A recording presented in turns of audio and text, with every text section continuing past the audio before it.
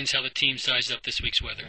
So this is what happens when the 21st century meets expedition mountaineering. And as you all know, because you've been enjoying the internet broadcasts from our expedition, we're quite well hooked up here with laptops and with satellite connections.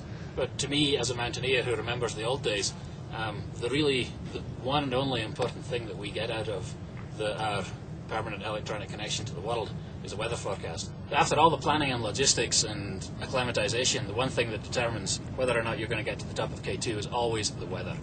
We get our weather forecasts from a forecasting crew in Switzerland. The latest one has just come in.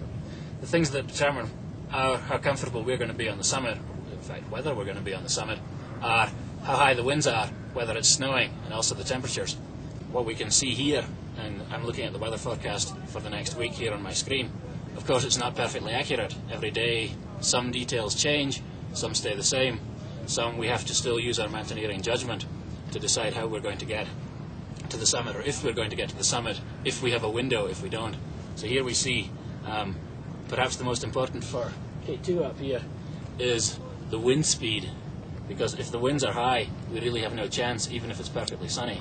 Trying to fight your way through a wind at 8,000 meters is just a little bit more than we're going to be able to handle, especially because we know that the snow is already quite deep up there. There's going to be some precipitation for the next few days that'll probably correspond to ankle-deep snow at Camp 3, and we'll be better off after Wednesday. As our window, such as it is, with this forecast looks like Thursday and Friday.